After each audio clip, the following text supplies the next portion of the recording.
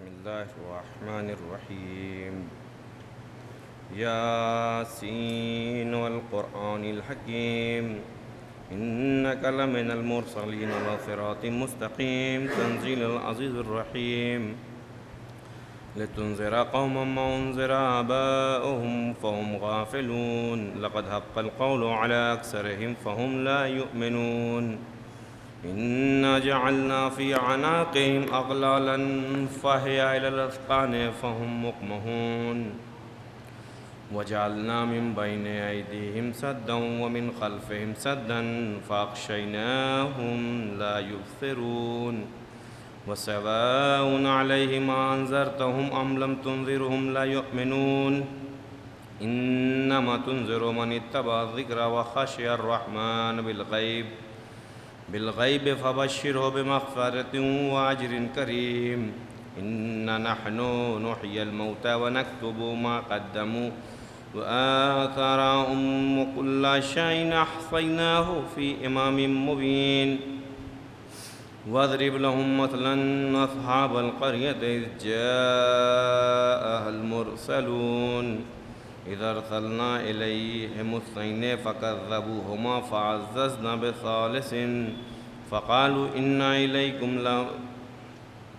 إنا إليكم مرسلون قالوا ما أنتم إلا بشر مثلنا وما أنزل الرحمن من شيء إن أنتم إلا تكذبون قالوا ربنا يعلم إنا إليكم لمرسلون وما علينا إلا البلاغ المبين قالوا إنا تطيرنا بكم لئن لم تنتهوا لنرجمنكم وليمسنكم منا عذاب أليم قالوا طائركم معكم إن ذكرتم بل أنتم قوم مسرفون وجاء من أقصى المدينة رجل يسعى قال يا قوم اتبعوا المرسلين اتبعوا من لا يسألوكم أجرا وهم مهتدون وما لي لا أعبد الذي فطرني وإليه ترجعون أتخذوا من دونه آلهة يردني الرحمن بضر لا تغنيني شفاعتهم شيئا ولا ينقذون إني إذا لفي ضلال مبين إني آمنت بربكم فاسمعون قيل ادخل الجنة قال يا ليت قومي يعلمون بما غفر لي ربي وجعلني من المكرمين وما أنزلنا على قومه من بعده من جند من السماء وما كنا منزلين إن كانت إلا صيحة واحدة فإذا هم خامدون يا حسرة على العباد ما يأتيهم من رسول إلا كانوا به يستهزئون ألم يروا كما أهلكنا قبلهم من القرآن أنهم إليهم لا يرجعون إن كل لما جميع لدينا محضرون وآية لهم الأرض الميتة أحييناها وأخرجنا منها حبا فمنه يأكلون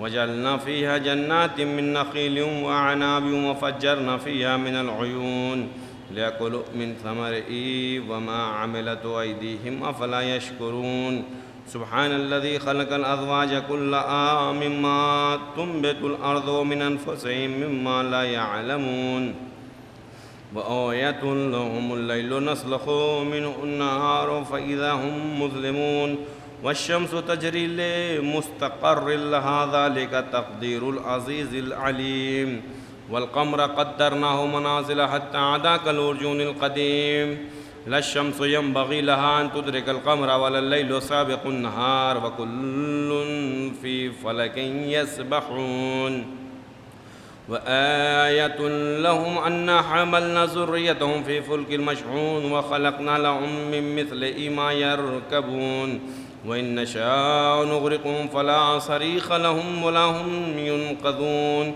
إلا رحمة منا متاعا إلى حين وإذا قيل لهم اتقوا ما بين أيديكم وما خلفكم لعلكم ترحمون وما تأتيهم من آيات ربهم إلا كانوا عنها معرضين وإذا قيل لهم أنفقوا مما رزقكم الله قال الذي كفروا للذين آمنوا أنطعم من لو يشاء الله وأطعمه إن أنتم إلا في ضلال مبين ويقولون متى هذا الوعد إن كنتم صادقين ما ينظرون إلا صيحة واحدة تأخذهم وهم يخصمون فلا يستطيعون توصية ولا إلى أهلهم يرجعون ونفخ في الصور فإذا هم من الأجداث إلى ربهم ينسلون قالوا يا ويلنا من بعثنا من مرقدنا هذا ما وعد الرحمن وصدق المرسلون إن كانت إلا صيحة واحدة فإذا هم جميع لدينا محضرون فاليوم لا تظلم نفس شيئا ولا تجزون إلا ما كنتم تعملون إن أصحاب الجنة اليوم في شغل فاكهون هم وأزواجهم في ظلال على الأرائك متكئون لهم فيها فاكهة ولهم ما يدعون سلام قولا من رب رحيم وامتازوا اليوم أيها المجرمون ألم أعهد إليكم يا بني آدم ألا تعبدوا الشيطان إنه لكم عدو مبين وأن اعبدوني هذا صراط مستقيم ولقد أضل منكم جبلا كثيرا أفلم تكونوا تعقلون هذه جهنم التي كنتم توعدون اصلوها اليوم بما كنتم تكفرون اليوم نختم على أفواههم وتكلمنا أيديهم وتشهد أرجلهم بما كانوا يكسبون ولو نشاء لطمسنا على أعينهم فاستبقوا الصراط فأنى يبصرون ولو نشاء لمسخناهم على مكانتهم فما استطاعوا مضيا ولا يرجعون ومن نعمر ننكسه في الخلق أفلا يعقلون وما علمناه الشعر وما ينبغي له إن هو إلا ذكر وقرآن مبين لينذر من كان حيا ويحق القول على الكافرين أولم يروا أنا خلقنا لهم مما عملت أيدينا أنعاما فهم لها مالكون وذللناها لهم فمنها ركوبهم ومنها يأكلون ولهم فيها منافع ومشارب أفلا يشكرون واتخذوا من دون الله آلهة لعلهم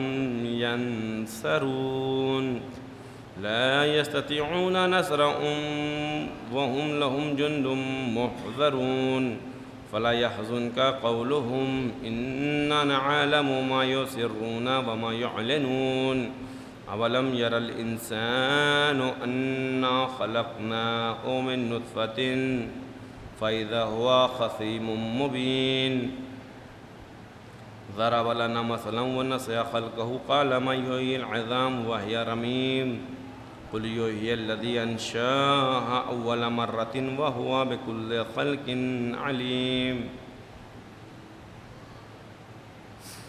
الذي جعل لكم من الشجر الأخضر نارا فإذا أنتم منه توقدون أوليس الذي خلق السماوات والأرض بقادر على أن يخلق مثلهم بلى وهو الخلاق العليم إنما أمره إذا أراد شيئا أن يقول له كن فيكون فسبحان الذي بيده ملكوت كل شيء وإليه ترجعون صدق الله العلي العظيم وصدق رسوله الكريم اللهم صل وسلم.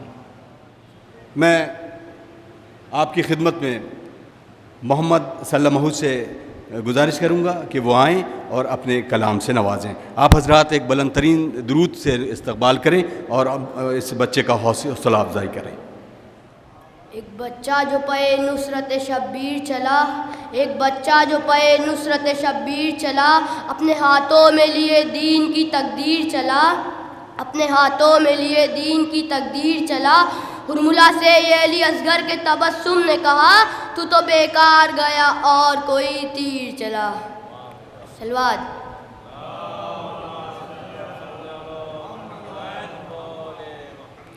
یہ ایک واقعہ بھی ہے اور معجزہ بھی ہے، یہ ایک واقعہ بھی ہے اور معجزہ بھی ہے، ذکر حسین غم بھی ہے غم کی دوا بھی ہے، ذکر حسین غم بھی ہے غم کی دوا بھی ہے، ہو کر رہے گا جنت و دوزخ کا فیصلہ، کرب و بلا میں حر بھی ہے اور حرملا بھی ہے۔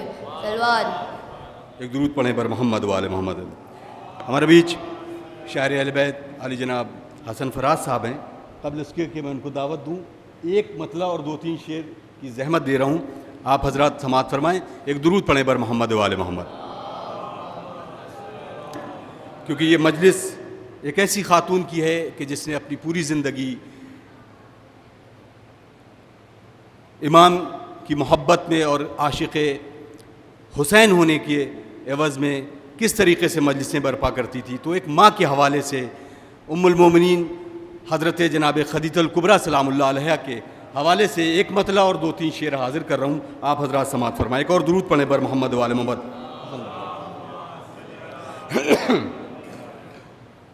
عالم آشکارا ہے خسروی خدیجہ کی، عالم آشکارا ہے خسروی خدیجہ کی، اور کی ہے خود پیمبر نے رہبری خدیجہ کی ہے خود پیمبر نے رہبری خدیجہ کی۔ اور حسن بھائی شعر حاضر کر رہا ہوں، سماعت فرمائیں۔ کہ کہتے تھے عمیرہ سے بات بات پر مرسل، کہتے تھے عمیرہ سے بات بات پر مرسل، کفر کی علامت ہے دشمنی خدیجہ کی، کفر کی علامت ہے دشمنی خدیجہ کی۔ اور یہ شعر بھی حاضر کرو، درود پڑھیں پر محمد و آل محمد۔ کہ خاک بے نمو تجھ کو آسماں سے کیا نسبت، کہ خاک بے نمو تجھ کو آسماں سے کیا نسبت،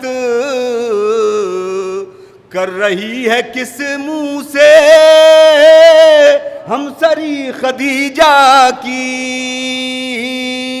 کر رہی ہے کس منہ سے ہم سری خدیجہ کی۔ بہت بہت شکریہ حسن سماعت۔ اور اب میں گزارش کر رہا ہوں علی جناب حسن فراز صاحب قبلہ سے کہ وہ آئیں اور اپنے نورانی اشعار کے ساتھ اس پیغام کو آگے بڑھائیں۔ آپ حضرات بلند ترین درود کے ساتھ ان کا استقبال کریں۔ مولانا فرمائیں کہ مٹ گیا ہوتا کب کا کہیں پر نام نہیں ہوتا، مٹ گیا ہوتا کب کا کہیں پر نام نہیں ہوتا، اور ہوتے نہیں شبیر تو یہ اسلام نہیں ہوتا، مٹ گیا ہوتا کب کا کہیں پر نام نہیں ہوتا، اور ہوتے نہیں شبیر تو یہ اسلام نہیں ہوتا، حر کی خطائیں حر کو لے کر سرور تک پہنچیں، حر کی خطائیں حر کو لے کے سرور تک پہنچیں، نیک ارادہ ہو تو عمل ناکام نہیں ہوتا، نیک ارادہ ہو تو عمل ناکام نہیں ہوتا۔ شعر ملاحظہ فرمائیں کہ یہ تو بس شبیر ہی جانے کیسے نپٹایا، یہ تو بس شبیر ہی جانے کیسے نپٹایا، ورنہ صدیوں میں دن بھر کا کام نہیں ہوتا، ورنہ یہ تو بس شبیر ہی جانے کیسے نپٹایا، ورنہ صدیوں میں دن بھر کا کام نہیں ہوتا، ورنہ صدیوں میں دن بھر کا کام نہیں ہوتا۔ ملاحظہ فرمائیں کہ حالات ہر زمانے کے یہ کل ملا کے ہیں، حالات ہر زمانے کے یہ کل ملا کے ہیں، انسانیت انہی میں ہے جو کربلا کے ہیں۔ حالات ہر زمانے کے یہ کل ملا کے ہیں، حالات ہر زمانے کے یہ کل ملا کے ہیں، انسانیت انہی میں ہے جو کربلا کے ہیں۔ ملاحظہ فرمائیں کہ جو آئے ہر لحاظ سے انسان بن گئے، جو آئے ہر لحاظ سے انسان بن گئے، یہ فائدے ہمیشہ سے فرش عزا کے ہیں۔ جو آئے ہر لحاظ سے انسان بن گئے، یہ فائدے ہمیشہ سے فرش عزا کے ہیں، یہ فائدے ہمیشہ سے فرش عزا کے ہیں۔ ایک مطلع و دو شعر آخر کلام میں اور ملاحظہ فرما لیں۔ یہ فائدے ہمیشہ سے فرش عزا کے ہیں کہ یہ حقیقت ہے کہ انسان اگر ہوتا ہے، یہ حقیقت ہے کہ انسان اگر ہوتا ہے غم شبیر کا پھر اس پر اثر ہوتا ہے۔ یہ حقیقت ہے کہ انسان اگر ہوتا ہے غم شبیر کا پھر اس پر اثر ہوتا ہے۔ صاف ہو جاتے ہیں دھندلائے ہوئے سب منظر، صاف ہو جاتے ہیں دھندلائے ہوئے سب منظر، اشک غم جب تیرا پلکوں سے گزر ہوتا ہے۔ صاف ہو جاتے ہیں دھندلائے ہوئے سب منظر، اشک غم جب تیرا پلکوں سے گزر ہوتا ہے۔ اور یہ آخری شعر خاص طور سے کر رہا ہوں، ملاحظہ فرمائیے گا کہ اشک غم جب تیرا پلکوں سے گزر ہوتا ہے، حر کو لے آئی ہلاکت سے شہادت کی طرف، حر کو لے آئی ہلاکت سے شہادت کی طرف، کم سے کم الفت شہ کا یہ اثر ہوتا ہے۔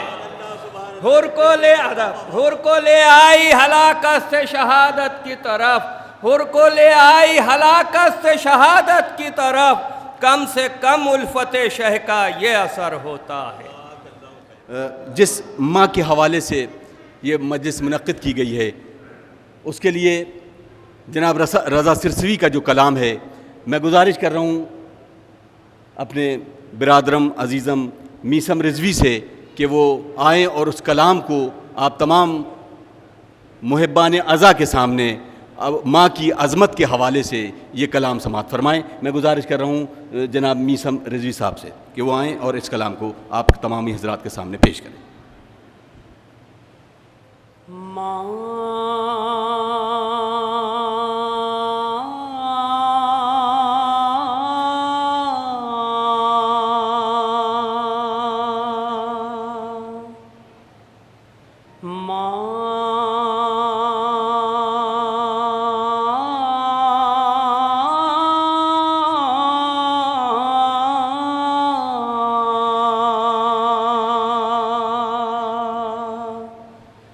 موت کی آغوش میں جب تھک کے سو جاتی ہے ماں،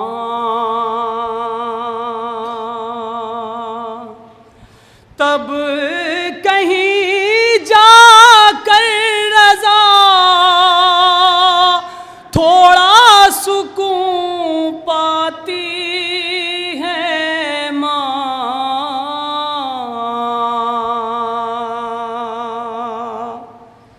موت کی آغوش میں جب تھک کے سو جاتی ہے ماں،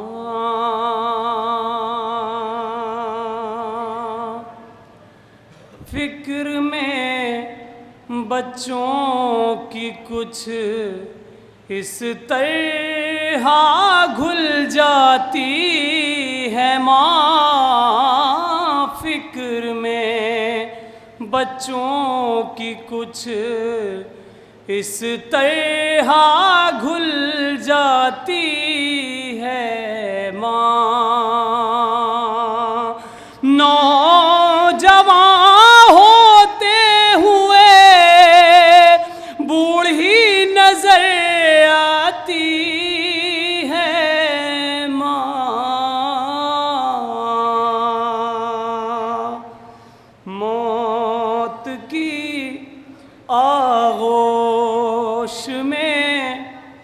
جب تھک کے سو جاتی ہے ماں،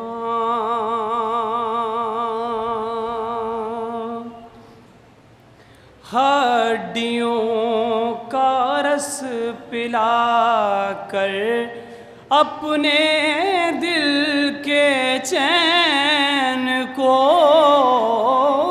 ہڈیوں کا رس پلا کر اپنے دل کے چین کو،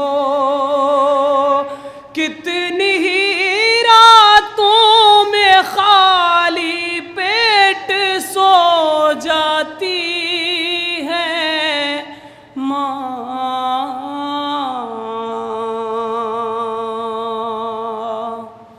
موت کی آغوش میں جب تھک کے سو جاتی ہے ماں،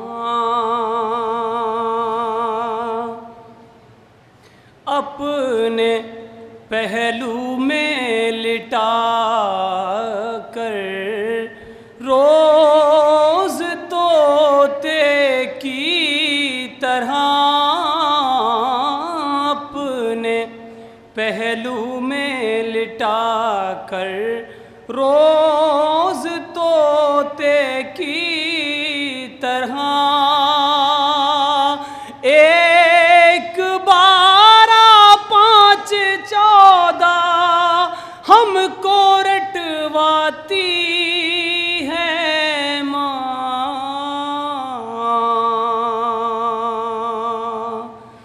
موت کی آغوش میں جب تھک کے سو جاتی ہے ماں،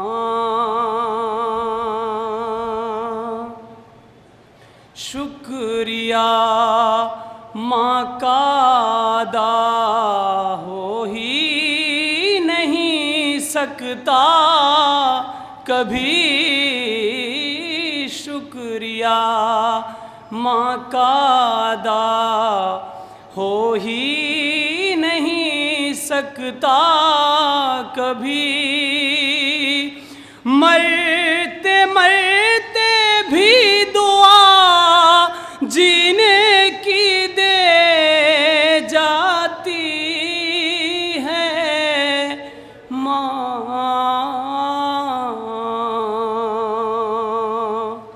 موت کی آغوش میں جب تھک کے سو جاتی ہے ماں،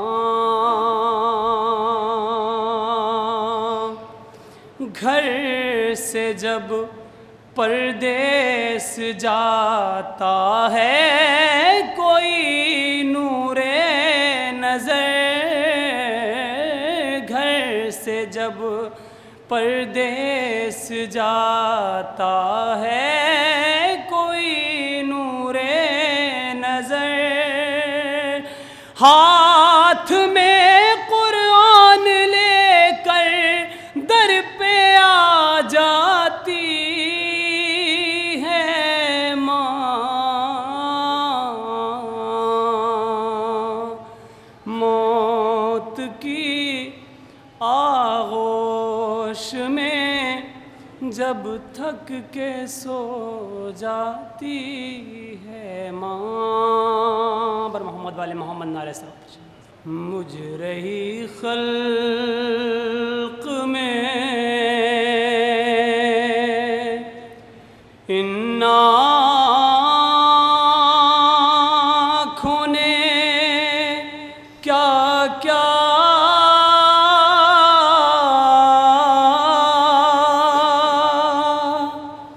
دیکھا،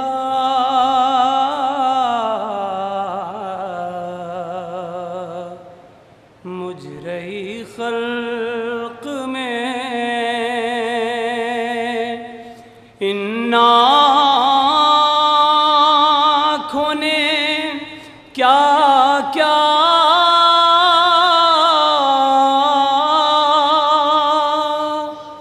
دیکھا،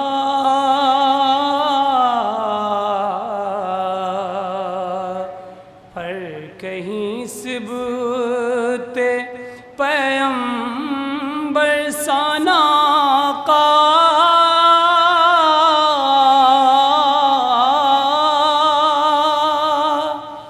دیکھا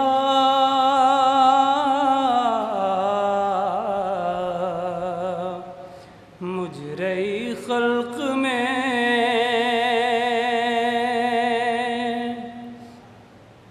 ایک گٹھڑی شہدی پوشت پہ لائے جس میں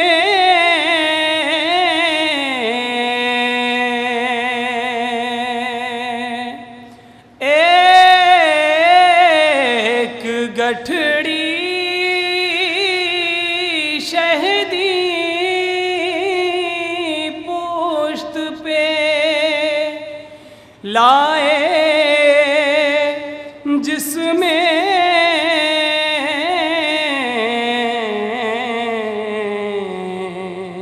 میں نے ٹکڑے ہوئے قاسم کا سراپا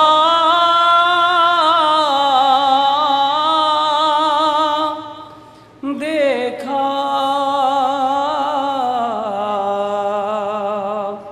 مجرئی خلق میں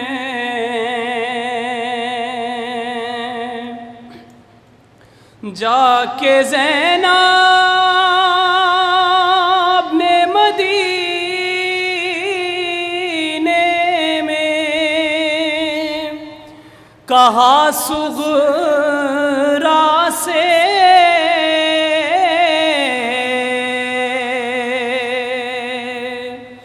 جا کے زینب نے مدینے میں کہا صغرا سے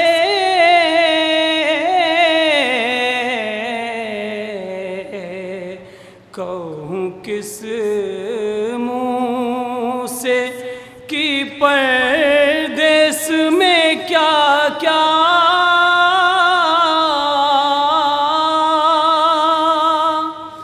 دیکھا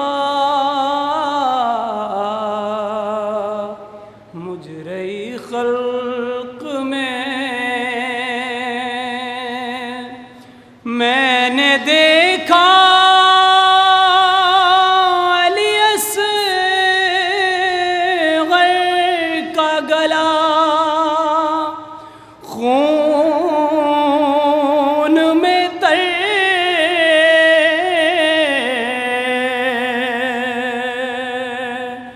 میں نے دیکھا علی اصغر کا گلا خون میں تر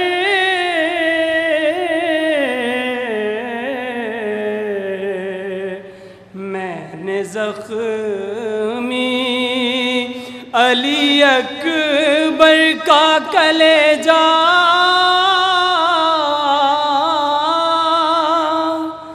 دیکھا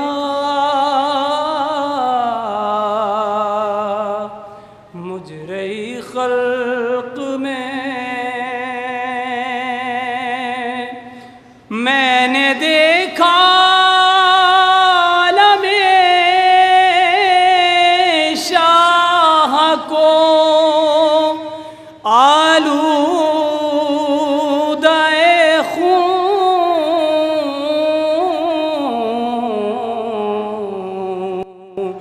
میں نے عباس کو بے جان لب دریا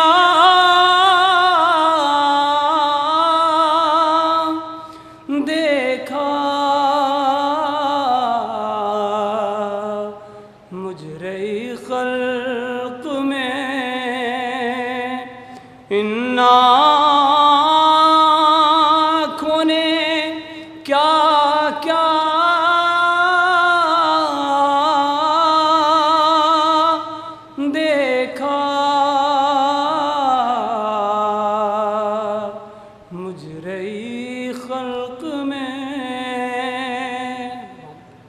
کا ہے۔ یقیناً کربلا کی روداد ہر اس جیتے ہوئے جو اپنے پہلو میں جگر رکھتا ہے، ایسا دل رکھتا ہے جو انسانیت کو آگے بڑھاتا ہے، وہ اشک بار ہوتا ہے۔ جس ماہ کے حوالے سے یہ مجلس ہے، ابھی آپ نے رضا سرسوی کا کلام جناب میسم صاحب سے سنا۔ اب میں بغیر کسی تمہید کے حجت الاسلام والمسلمین علی جناب مولانا حیدر عباس رضوی صاحب سے ملتمس ہوں کہ وہ رونق افروز ممبر ہو کر اس مجلس کو خطاب فرمائیں۔ آپ حضرات بلند ترین درود سے ان کا استقبال کریں۔ ما شاء اللہ لا حول ولا قوة الا باللہ العلی العظیم۔ حسبنا اللہ نعم الوکیل نعم المولا ونعم النصیر۔ اعوذ باللہ من الشیطان اللعین الرجیم، بسم اللہ الرحمن الرحیم۔ رب اشرح لی صدری ویسر لی امری واحلل عقدۃ من لسانی یفقہوا قولی۔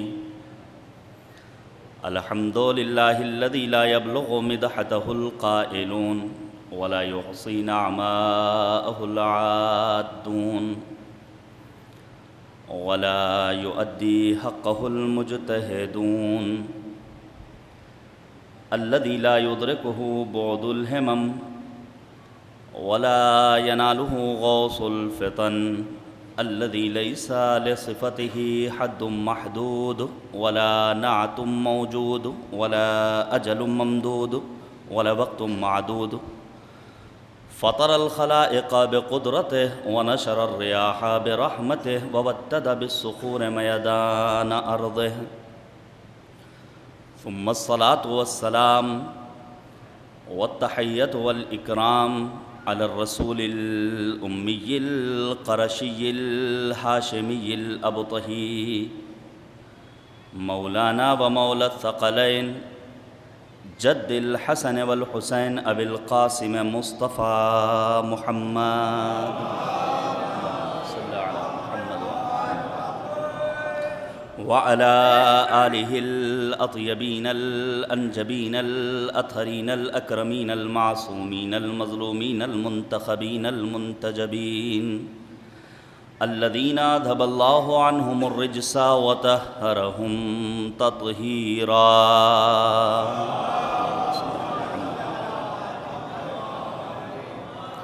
واللعنة الدائمة الباقية على أعدائهم أجمعين من الآن إلى قيام يوم الدين آمين يا رب العالمين۔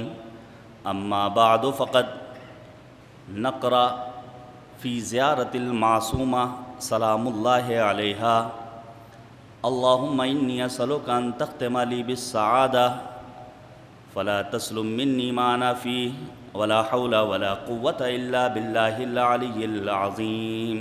صلوات بر محمد وآل محمد۔ حضرات، گزارش ہے کہ ایک مرتبہ سورہ حمد اور 3 مرتبہ سورہ توحید پڑھ کر مرحومہ کنیز سکینہ بنت مرحوم سید اکرام حسین صاحب کی روح کو ارسال فرمانا ہے۔ مل جل کر صلوات بھیجیے گا پر محمد و اللہم صلی علی محمد۔ ایک مومنہ کے ایصال ثواب کی مجلس ترحیم، اولاً رب کریم کی بارگاہ میں دعا ہے معبود مرحومہ کی مغفرت فرما اور انہیں کروٹ کروٹ جنت نصیب فرما۔ متدین، دیندار، اپنے صالح بچوں کی حسین تربیت کرنے والی خاتون یقیناً دنیا کے لیے مشعل راہ اور نمونۂ عمل ہوا کرتی ہیں۔ بہت ساری باتیں آپ سنا کرتے ہیں، صرف ایک آیہ کریمہ ظاہراً سورہ نحل کی آیت ہے، من عمل صالحا من ذکر او انثى وهو مؤمن فلنحيينه حیاۃ طیبہ۔ اسلام وہ مذہب ہے جس میں مرد و زن کے درمیان کوئی امتیاز نہیں، انسان ممتاز بنتا ہے عمل صالح کی بنا پر، اور پھر پروردگار کے نزدیک ایسے انسان کے لیے مرد ہو یا خاتون اجر عظیم ہیں۔ آپ اس موضوع پر اور اس آیہ کریمہ کے ضمن میں مستقل مجلسیں سنتے رہتے ہیں۔ عمل صالح، ہر انسان اپنے عمل کو عمل صالح کہتا ہے، لیکن میں اکثر ایک جملہ کہا کرتا ہوں کہ دین لینا ہے تو صاحبان علم سے، جنہوں نے واقعی میں دین کی راہ میں زحمتیں برداشت کی ہوں، محنتیں کی ہوں، مشقتیں برداشت کی ہوں، شب و روز صعوبتیں برداشت کر کے اپنا وقت قال اللہ، قال الباقر، قال الصادق کہنے میں گزارا ہو۔ انہی صاحبان علم میں مفسر قرآن علامہ محمد حسین طباطبائی علیہ الرحمہ کا نام نامی آتا ہے۔ پڑھیے آپ تفسیر المیزان، جو آج فریقین کے یہاں ممتاز تفسیر کی صورت میں نظر آتی ہے۔ علامہ طباطبائی کوئی معمولی شخصیت نہیں تھی، ایک ایسی علمی شخصیت جن کے لیے معمار انقلاب اسلامی ایران حضرت روح اللہ موسوی خمینی علیہ الرحمہ نے کہا تھا کہ آج کا انسان علامہ طباطبائی کو نہیں پہچان سکتا، 200 سال بعد جو پیدا ہوگا وہ علامہ طباطبائی کی معرفت حاصل کر سکے گا۔ یہ کیوں؟ ہم اور آپ بس اوقات یہ سوچتے ہیں کہ جو کر رہے ہیں بس وہی سب سے اچھا ہے۔ جب علامہ طباطبائی جیسے مفسر قرآن کی زندگی کا مطالعہ کیا تو سوانح نگار حضرات نے لکھا ہے کہ علامہ طباطبائی علیہ الرحمہ اپنے گھر کے اس حجرے میں، اس کمرے میں اپنا لباس بھی تبدیل نہیں کرتے تھے جہاں قرآن مجید رکھا ہوتا تھا۔ یعنی ظاہر قرآن کا اتنا احترام، تو ظاہر سی بات ہے کہ باطن قرآن اور قرآن کے ان مسائل میں غور و فکر کرنا یہ ان کی سرشت میں شامل تھا۔ ہمیں اور آپ کو بھی اپنے آپ کو قرآن و اہل بیت سے وابستہ کرنا ہے۔ نبی اعظم نے اپنی زندگی کے آخری لحظات میں فرمایا تھا انی تارکم فیکم الثقلین، میں 2 گراں قدر چیزیں چھوڑ کر جا رہا ہوں، کتاب اللہ و عطرتی اہل بیتی، قرآن مجید اور اہل بیت طاہرین، ما ان تمسکتم بہما لن تضلوا بعدی، جو ان دونوں سے وابستہ ہو جائے، متمسک ہو جائے۔ صاحبان ذوق اور صاحبان ادب یہاں تشریف فرما ہیں۔ متمسک ہونے کا مطلب قرآن مجید کو بہترین جزدان میں رکھ کر طاقوں کے سپرد نہیں کر دینا ہے۔ متمسک ہونے کا مطلب یہ ہے کہ قرآنی تعلیمات کو اپنے وجود میں ضم کر لینا۔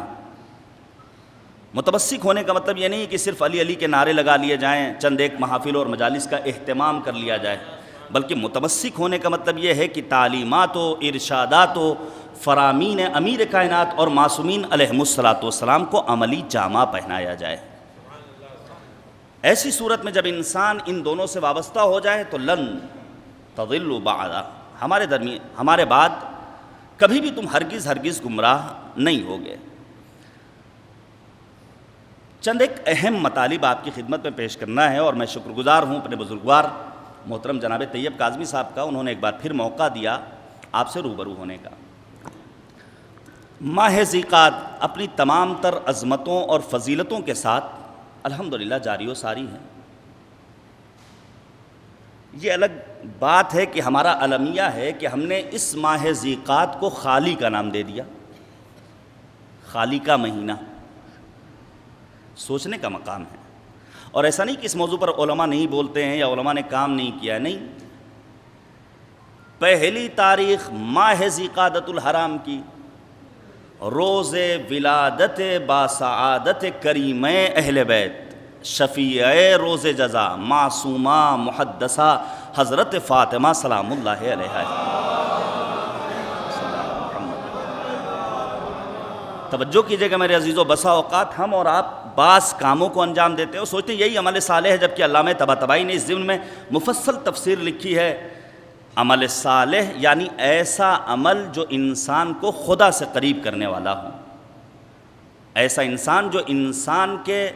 عمل جو انسان کے عقیدے کو بلندی عطا کرنے والا ہو۔ اب ایسے موقع پر سوچنا چاہیے ہم اور آپ ماہ ذیقعد کے سلسلے میں کیا تصور رکھتے ہیں۔ تو پہلی تاریخ روز ولادت کریمہ اہل بیت حضرت فاطمہ معصومہ، اور اسی مہینے کی 11 تاریخ عالم آل محمد غریب طوس معین الضعفاء غریب الغرباء حضرت سامن الحجج علی ابن موسیٰ الرضا علیہ السلام۔ توجہ کیجئے کہ میرے عزیزوں، یہ مطالب وہ ہیں جو عام طور سے مجلسوں میں ذکر نہیں ہوتے ہیں، اسی لیے میں نے اپنی گزشتہ مجلس جو ظاہراً چھماہی کی تھی مرحومہ کی ایصال ثواب کی طیب صاحب کے گھر پر، اس مجلس سے اس مجلس کو رب دینا چاہا ہے۔ یاد کیجئے ان مطالب کو، یوٹیوب پر وہ مجلس موجود ہے کہ ایک خوشگوار زندگی گزارنے کے لیے اگر ایک گھر آئیڈیل گھر بننا چاہتا ہے، ایک گھرانہ جنت نظیر گھرانہ بننا چاہتا ہے، تو اس کے لیے چند ایک شرائط ہیں، مطالب شاید بعض افراد کے ذہن میں موجود ہوں، اور اس میں تقریباً 4-5 چیزوں کو میں نے بیان کیا تھا کہ ایک تو تقدیر و تشکر کا جذبہ ہونا چاہیے، مرد خاتون کا شکریہ ادا کرے، خاتون مرد کا شکریہ ادا کرے،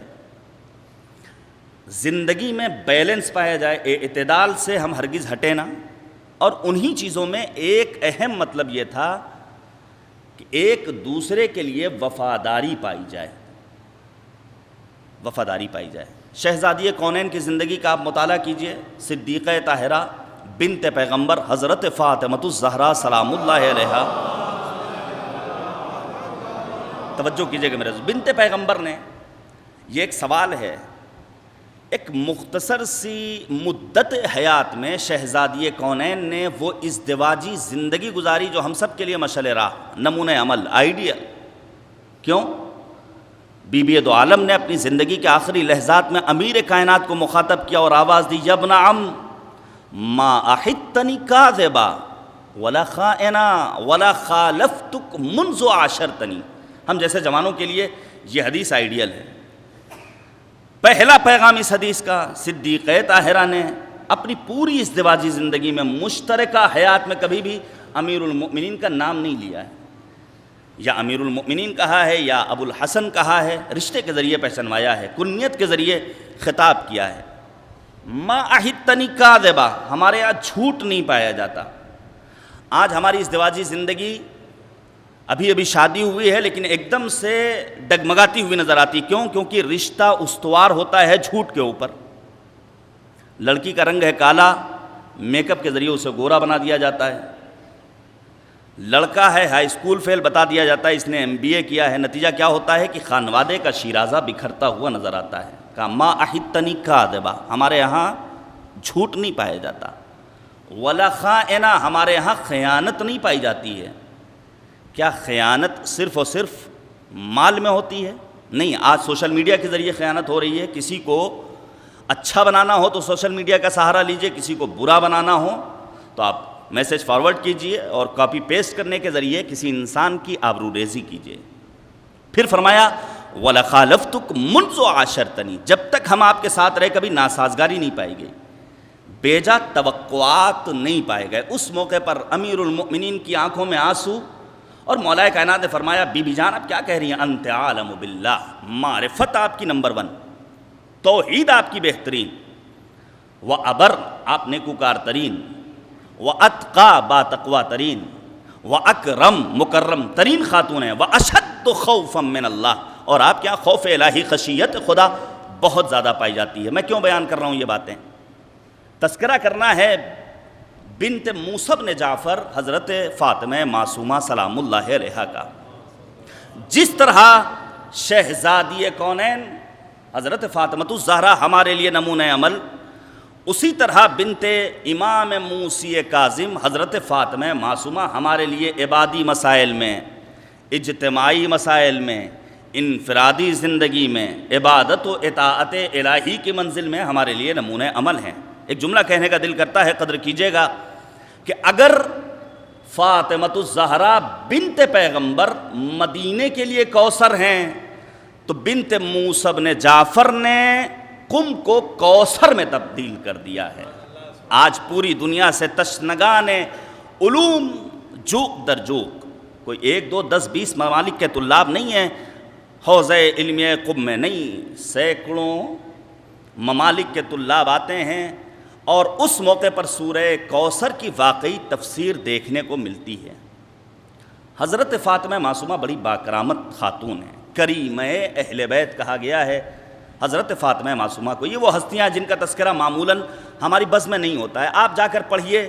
میں تاکید کروں گا اپنے جوانوں سے، ہمارے اور آپ کے 10ویں امام حضرت امام علی نقی علیہ السلام، امام ہادی علیہ السلام نے ایک زیارت تعلیم فرمائی جس کا نام ہے زیارت جامع کبیرہ۔ میں نے جہاں وفاداری کا تذکرہ کیا تھا طیب صاحب کے گھر پہ، وہاں بیان کیا تھا کہ کبھی وفاداری اللہ سے ہوتی ہے، کبھی وفاداری انسان کی اپنے سماج میں زندگی بسر کرنے والوں سے ہوتی ہے، کبھی وفاداری ائمہ اطہار علیہم السلام کے تئیں ہوتی ہے۔ ان معصوم ہستیوں سے ہماری وفاداری کا مرحلہ کیسے سر ہوگا؟ معصومین نے فرمایا اگر اہل بیت طاہرین خانوادہ عصمت و طہارت کے لیے اپنی وفاداری پیش کرنی ہے تو ان کی زیارت کے لیے جاؤ۔ ہم اور آپ جاتے ہیں، الحمدللہ پیسہ خرچ ہوتا ہے، اور آج بڑی تعداد میں پوری دنیا سے عاشقان اہل بیت طاہرین اپنے آپ کو پہنچاتے ہیں سرزمین عاشقان کربلا معلی، سرزمین ولایت نجف اشرف، مشہد مقدس، قوم، تمام ان مقدس مقامات پر حاضری دیتے ہیں۔ لیکن اس زیارت کا فلسفہ کیا ہے؟ کہیں ایسا تو نہیں کہ ہمارا یہ سفر صرف اور صرف ایک تفریحی سفر اور کفن اور خاک شفا اور تسبیح اور دیگر وسائل کے خرید و فروخت میں وقت بسر ہو جائے اور ہم نہ پہچان سکیں کہ آخر کربلا کیا ہے، نجف کیا ہے، سامرہ کیا ہے، قم میں کریمہ اہل بیت کی زیارت کیوں، امام رضا کی زیارت کا ثواب کیا ہے، کیوں جاتے ہیں ان مقدس مقامات کے لیے؟ توجہ کیجیے گا، امام نقی علیہ السلام نے زیارت جامع کبیرہ میں اہل بیت طاہرین کی عظمتوں کو بیان کیا۔ مثلا یہ جملہ بکم فتح اللہ، آپ ہی ہیں وہ اہل بیت جن کے ذریعے اللہ نے یہ کائنات کی خلقت کی ابتدا کی، وبکم یختم، دنیا کا خاتمہ ہوگا تو انہی اہل بیت طاہرین کے نام پر، وبکم ينزل الغیث، یہ جو بارش ہوتی ہے یہ ہماری اور آپ کی وجہ سے نہیں، یہ اہل بیت طاہرین کا صدقہ ہے کہ اللہ باران رحمت کو نازل کرتا ہے۔ وبکم يمسک السماء ان تقع علی الارض، یہ آسمان کا شامیانہ جو ٹھہرا ہوا ہے انہی اہل بیت طاہرین کے مقدس وجود کے سبب۔ اس کے بعد امام نقی علیہ السلام نے فرمایا اہل بیت طاہرین علیہم السلام کو مخاطب کر کے وَأُصُولَ الْكَرَمِ، یہی اہل بیت ہیں جن کے یہاں کرامت پائی جاتی ہے۔ مجھے وقت کے اندر گفتگو تمام کرنی ہے، بہت زیادہ میں بوجھ بھی نہیں بننا چاہ رہا ہوں اپنے سننے والوں کے لیے۔ اصول الکرم، کرامت پائی جاتی ہے اہل بیت طاہرین علیہم السلام کے ہاں۔ یہ کرامت کسے کہتے ہیں؟ قرآن مجید میں پروردگار عالم کے صفات میں ایک صفت ہے کرم۔ مثلا جو پہلی آیات قرآن مجید کی نازل ہوئیں، اقرأ بسم ربک الذی خلق، اقرأ وربک الاکرم، پروردگار کریم ہے۔ متعدد آیات ہیں۔ پروردگار عالم نے نبی اعظم خاتم النبیین حضرت محمد مصطفیٰ صلی اللہ علیہ وآلہ وسلم اہل بیت طاہرین علیہم السلام کو کریم کی صفت سے یاد کیا ہے۔ خود حضرت انسان ہم اور آپ، اللہ نے ہمارے لیے کرامت رکھی ہے۔ ارشاد ہوا لقد کرمنا بنی آدم وحملناہم فی البر والبحر ورزقناہم من الطیبات وفضلناہم علی کثیر ممن خلقنا تفضیلا، ہم نے انسان کو کرامت بخشی ہے۔ کرامت یعنی ایک انسان کی روح کا بلند و بالا ہونا۔ کرامت کے مقابلے میں جو لفظ استعمال ہوتا ہے وہ ہے پستی، لعامت، حقارت۔ کیا پروردگار چاہتا ہے کہ اس کا بندہ حقیر رہے، پست رہے؟ کیا ہم میں سے کوئی پسند کرے گا؟ نہیں، ہر انسان چاہے گا کہ اسے کریم کے عنوان سے پہچانا جائے۔ اہل بیت طاہرین، چاہے وہ حضرت معصومہ سلام اللہ علیہا ہوں، چاہے وہ امام رضا ہوں، امام رضا کے القاب میں ایک لقب ہے کریم آل محمد۔ حضرت امام حسن مجتبیٰ کے القاب میں ایک لقب ہے کریم اہل بیت۔ زیارت جامعہ میں امام ہادی نے کیا فرمایا؟ وَأُصُولَ الْكَرَمِ۔ اب یہ کرامت ہمیں اور آپ کو حاصل کرنی، کیوں میں نے اس موضوع کو منتخب کیا، محنت کی ہے اس موضوع پر۔ یہ جو 10 دن ہیں، پہلی ذیقات سے 11 ذیقات تک، ایران ہو یا دیگر ممالک، عشرۂ کرامت کے عنوان سے ان دنوں کو جانا جاتا ہے۔ ہمارے یہاں بھی ان 10 دنوں کو کرامت کے عنوان سے یاد کیا جانا چاہیے. محفلوں کا انعقاد ہو، سیمینارز کا اہتمام ہو، مقالہ نگاری کا پروگرام ہو، شعراء اشعار کہیں بارگاہ معصومین علیہم الصلاۃ والسلام میں ابھی آپ کے سامنے پیش کروں گا کہ کتنی اہمیت ہے ان تمام تر چیزوں کی. تو ہمیں اور آپ کو اپنے آپ کو کریم بنانا ہے. کریم یعنی بلندی پر رہنے والا. کریم کے مقابلے میں جو لفظ استعمال ہوتا ہے وہ ہے پستی میں زندگی بسر کرنے والا. اب کریم کے لیے معصومین نے چند ایک علامتیں بیان کی ہیں. میں بہت زیادہ وضاحت نہیں کروں گا، اگر اللہ نے توفیق دی اسے ایک مقالے کی شکل دوں گا اور اس کے بعد انشاءاللہ آپ حضرات پڑھیے گا. اگر انسان یہ چاہتا ہے کہ وہ اپنے آپ کو کریم بنائے تو اس کے لیے کیا کرنا ہوگا؟ امیر المؤمنین، امیر بیان و سخن، امیر کلام حضرت علی ابن ابی طالب علیہ الصلاۃ والسلام، امیر المؤمنین نے فرمایا الکریم یرا مکارم افعالہ دینا علیہ یقضی. کریم وہ ہوتا ہے جو مکارم اخلاق کو، بلندی کردار کو اپنے اوپر قرض سمجھتا ہے کہ اسے انجام دینا ہی ہے. وہ یہ نہیں سمجھتا، وہ جتاتا نہیں ہے. لا تبطلوا صدقاتکم بالمن والاذی. جتا دیا تو آپ کا صدقہ، آپ کا خیرات، آپ کی نیکی، دوسروں کے ساتھ بھلائی کرنا یہ باطل ہو گیا، پروردگار کو یہ پسند نہیں ہے. تو کریم کی پہلی صفت یہ ہے کہ کریم انسان دوسروں کے ساتھ حسن اخلاق کا مظاہرہ کرتا ہے، اور حسن اخلاق کا مظاہرہ کرتا ہے اپنے اوپر فرض سمجھتے ہوئے. عزیزو یاد رکھیے گا، ہمیں اور آپ کو پہچانا جائے گا ہماری زندگی کے بعد ہمارے اپنے اخلاق و کردار کے ذریعے. اسی لیے تو امیر کائنات نے فرمایا کہ خالط الناس مخالطتا ان متم حبکوا علیکم وان عشتم حنوا الیکم. لوگوں کے ساتھ ایسے مل جل کر زندگی بسر کرو کہ اگر مر جاؤ تو لوگ تم پر گریہ کریں، اگر زندہ رہو تو لوگ ملنے کے مشتاق رہیں. اسی لیے تو ہم دیکھتے ہیں بہت سارے افراد ہیں گزرتے ہیں، ہم اپنے سر کو جھکا لیا کرتے ہیں، سلام کرنا بھی گوارا نہیں. بڑا بد اخلاق ہے، بڑا بد تہذیب ہے، بڑا بد زبان ہے. اور حقیقت بھی یہی ہے. نبی اعظم نے فرمایا تھا کہ اگر یہ چاہتے ہو اپنی زندگی حسین بناؤ تو اقلل من الشہوات، شہوتوں کو کم کرو. کیا شہوت صرف اور صرف جنسی ہوتی ہے؟ نہیں، کبھی کبھی انسان اپنی زبان کی شہوت کا اسیر ہوتا ہے. آپ راستہ گزریے، یہاں سے ٹھاکر گنج تک جائیے، آپ کو 2500 جوان ایسے ملیں گے جو بائک پر سوار ہیں، لیکن ان کا کوئی ایک جملہ بغیر گالی کا مکمل نہیں ہوتا ہے، کانوں میں آواز پہنچتی. یعنی یہ اپنی گفتار کی شہوت کا اسیر ہے. قرآن نے کہا اگر اپنی زبان کو عفیف بنانا چاہتے ہو تو قولو للناس حسنا، لوگوں سے اچھے انداز سے بات کرو. یہی اخلاق و کردار ہے جس کے ذریعے تم پہچانے جاؤ گے. میرے عزیزوں، پروردگار نے جب ایمان اور کفر کو پیدا کیا تو ایمان اور کفر نے قوت پرواز حاصل کرنے کے لیے بالوں پر کا مطالبہ کیا. پروردگار نے ایمان جیسی چیز کو ایک طرف حسن اخلاق سے نوازا، دوسری طرف سخاوت سے نوازا، اور کفر جیسی چیز کو ایک طرف بخل سے نوازا، دوسری طرف بدخلقی سے نوازا. آج ہمارے ہاں سماج کا المیہ کیا ہے؟ یہ ہم پہلے مخاطب خود ہیں. ہمارا المیہ یہ ہے کہ ہمارا اخلاق و کردار گھر سے باہر تو بہت اچھا ہے، لیکن گھر کے اندر پہنچتے ہیں تو چہرے پر ایک عجیب طرح کا غیظ و غضب. نہ بیوی سے بات کرنے کا سلیقہ ہے، نہ ماں کی خدمت میں پہنچنے کے بعد دستبوسی کا شرف ملتا ہے، نہ بچوں کو گلے لگانا آتا ہے. یاد رکھیے گا اہل بیت طاہرین علیہم الصلاۃ والسلام نے کسی ایک مقام پر ہمیں تنہا نہیں چھوڑا ہے. یہی وجہ ہے کہ امیر کائنات کی بیٹی جناب زینب کبریٰ سلام اللہ علیہا سوال کرتی ہیں. امیر المؤمنین کی بیٹی نے سوال کیا اتحبنا یا ابتاہ، بابا جان کیا آپ ہم سے محبت کرتے ہیں؟ کیا یہ پوچھنے کی بات ہے؟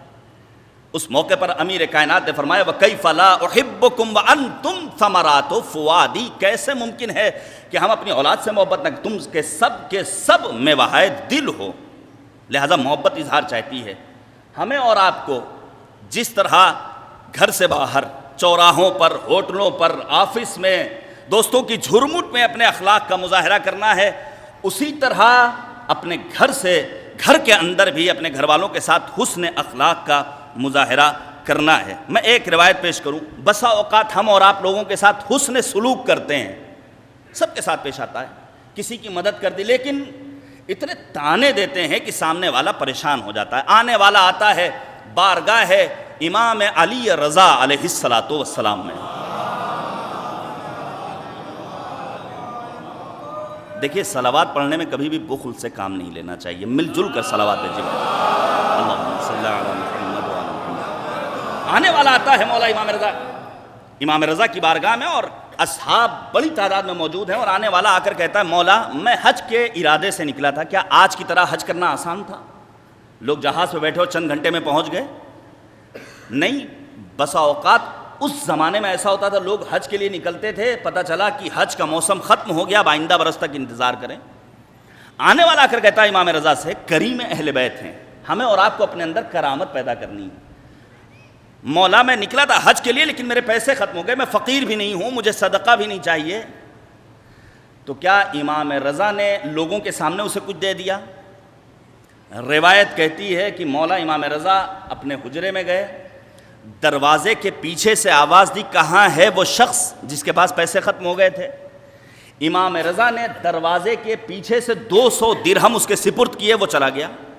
اصحاب نے پوچھا مولا یا آخر دروازے کے پیچھے سے کیوں عطا کیا؟ دیکھیں کریم کسے کہا جاتا ہے۔ امام رضا نے اس موقع پر فرمایا میں نہیں چاہتا تھا کہ لوگوں کی نگاہوں کے سامنے اس کی خدمت میں کچھ پیش کروں، اسے حقارت محسوس ہو، لہٰذا ہمیں اور آپ کو اگر کریم بننا ہے تو دوسروں کے ساتھ حسن سلوک کر کے، کچھ عطا کر کے، کچھ خیرات کر کے، کچھ نیکی کر کے، اسے جتا کر کے واپس نہیں کرنا ہے۔ اسی لیے کہا گیا کہ کریم شخص تھوڑی سی نعمت پر صبر کر لیا کرتا ہے، اور لئیم شخص، پست انسان، جتنی بھی نعمتیں مل جائیں ہمیشہ کفران نعمت کرتا ہے، جبکہ مالک نے آواز دی لئن شکرتم لازیدنکم ولئن کفرتم ان عذابی لشدید، اگر شکران نعمت کرو گے تو ہم تمہاری نعمتوں میں اضافہ کریں گے، اگر کفران نعمت کرو گے تو یاد رکھو ہمارا عذاب بہت ہی زیادہ دردناک ہے۔ دوسری صفت کریم انسان کی، لوگوں کے تقاضے سے قبل، لوگوں کے مطالبے سے قبل ان کی مشکلات کو حل کیا کرتا۔ اہل بیت طاہرین، امام مجتبیٰ ہوں یا امام کاظم، دیگر معصومین کی زندگی کا آپ مطالعہ کیجئے، ہر معصوم نے لوگوں کے مطالبات سے قبل ان کی خدمت میں پہنچ کر کے ان کی ضرورتوں کو پورا کیا۔ یہی تو وجہ ہے امیر کائنات فرماتے تھے انا ابو الیتاما والمساکین، میں ہوں یتیموں کا باپ، میں ہوں مسکینوں کا باپ۔ اور جب امیر کائنات اس دنیا سے رخصت ہو گئے اس موقع پر یہ راز کھلا ہے۔ تھے کوفے میں ایسے کمسن بچے جن کے باپ کا سایہ ان کے سروں پر موجود تھا، لیکن ان کی یہ آرزو تھی، ان کی یہ تمنا تھی، وہ یہ خواہش رکھتے تھے کہ کاش ہمارا باپ اس دنیا سے رخصت ہو جائے اور امیر المؤمنین کی سرپرستی ہمیں نصیب ہو جائے۔ لہٰذا ہمیں اور آپ کو لوگوں کے تقاضے سے قبل ان کی خواہشات کو اور ان کے مطالبات کو پورا کرنا ہے۔ بہت سارے واقعات اس سلسلے میں ہیں۔ کرامت کسے کہتے ہیں؟ امام نے فرمایا اما الکرم فالتبرع بالمعروف والاعطاء قبل السؤال، مانگنے سے پہلے کسی کو دے دینا اور نیک کاموں کو انجام دینا کرم کہلاتا ہے۔ ایک شاعر تھا، یہاں بہت سارے شعراء موجود ہیں میری نگاہوں کے سامنے، میں شاعروں کا بڑا احترام کرتا ہوں، لیکن ان شاعروں کا جو دیبل و کمیت و فرزدق کو اپنا آئیڈیل اور نمونہ عمل قرار دیتے ہیں، وگرنہ آج شاعری کا جو مزاج ہے اور جو ماحول ہے وہ آپ کے پیش نظر ہے۔ امام رضا کیا صحابی ہے، شاعر ہے جس کا نام ہے ابو نواس۔ اہل بیت طاہرین نے شاعروں کا احترام کیا ہے، اور شعراء جو بات چند اشعار میں کہہ لے جاتے ہیں وہ خطبہ، ذاکرین، مقالہ نگار حضرات بڑے بڑے مقالے میں، بڑی بڑی تقریروں میں بھی بیان نہیں کر پاتے ہیں، اور اس سلسلے میں بہت ساری باتیں ہیں جو کبھی موقع ملا تو بیان کروں گا۔ ابو نواس امام رضا کی خدمت میں پہنچتے ہیں اور پہنچنے کے بعد چند اشعار پڑھتے ہیں۔ دیکھیے اہل بیت طاہرین نے شعراء کو نوازا ہے، جیسے ہی ابو نواس نامی شاعر اہل بیت نے امام رضا کی خدمت میں پہنچنے کے بعد اشعار پڑھے، امام رضا نے 300 درہم اس کی خدمت میں پیش کیے۔ الاعطاء قبل السؤال، کیا ابو نواس نے مانگا تھا؟ یہ شعراء کے لیے بھی پیغام ہے، ہم جیسے طلاب و افاضل اور خطباء و ذاکرین کے لیے بھی پیغام ہے کہ اہل بیت طاہرین کی مدحت کے لیے کبھی مطالبہ نہیں کیا جاتا ہے، جو مل جائے اسے قبول کر لیا جاتا ہے۔ الاعطاء قبل السؤال، امام رضا نے 300 درہم دیے، اور مولا کو وہ اشعار اتنے زیادہ پسند آئے کہ مولا جس سواری پر سوار تھے وہ سواری بھی امام رضا نے ابو نواس کی خدمت میں پیش کر دیا. یہ ہے کرم. تو کرم کسے کہا جاتا ہے؟ کہ انسان حسن اخلاق کا مظاہرہ کرے, لوگوں کے مانگنے سے قبل ان کی خدمت میں پیش کر دیا جائے. اور اس کے بعد دوسری چیز ہے کہ امیر المؤمنین نے فرمایا کہ انسان کریم وہ ہے جو دوسروں کے گناہوں سے چشم پوشی کرتا ہے. ہمیں اور آپ کو اپنا گناہ پسند نہیں آتا, ہم اپنے معائب پر, اپنے نقائص پر کبھی نظر نہیں کرتے ہیں. ہاں دوسروں کے سلسلے میں کوئی ایک بات پتہ چل جائے, جبکہ پڑھیے دعائے کمیل, یہی امیر کائنات کے وہ حسین فقرات. امیر المؤمنین کیا فرماتے ہیں؟ کم من قبیح سترتا, نہ جانے کتنی ایسی اچھائیاں ہیں جس کا ہم اہل نہیں تھے, اس کے باوجود تو نے ہمارے بارے میں لوگوں کو آگاہ کر دیا ہے. وَكَم مِّن قَبِيحٍ سَتَرْتَ وَكَم مِّن صَنَاعٍ جَمِيلٍ لَسْتُ عَلَى اللَّهُ نَشَرْتَ. کتنی برائیاں ہیں جسے چھپا رکھا ہے, کتنی اچھائیاں ہیں جسے دوسروں کے سامنے تو نے واضح کر دیا ہے. اسی لیے امام نے فرمایا الکریم یتغافل وینخدع. اہل کرامت کی ایک صفت یہ ہے کہ دوسروں کے گناہوں سے باخبر ہونے کے بعد بھی چشم پوشی کرتا ہے, لوگوں کے سامنے بیان نہیں کرتا ہے. من اشرف افعال الکریم غفلتہ عما یعلم. کریم کے اشرف اعمال میں سے ہے جو شخص وہ جانتا ہے دوسروں کے بارے میں, اس سے چشم پوشی کرتا ہے. صادق آل محمد حضرت امام جعفر صادق علیہ السلام, امام صادق نے فرمایا ثلاثۃ تدل علی کرم المرء حسن الخلق ونظم الغیظ وغض الطرف. تین چیزیں ہیں جو اہل کرامت کے یہاں پائی جاتی ہیں. ہمیں اور آپ کو کریم بننا ہے.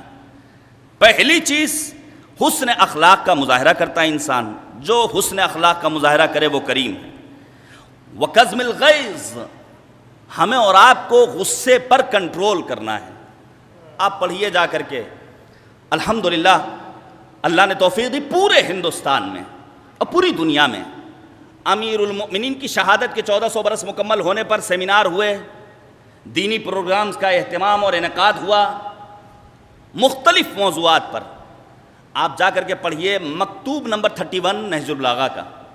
امیر المؤمنین نے صفین سے واپسی کے بعد ایک مفصل وصیت کی ہے امام مجتبیٰ کے نام, منشور حیات, دستور زندگی ہے, اور اس میں امیر المؤمنین نے تمام تر فقرات کے ساتھ تاکید فرمائی وتجرع الغیظ.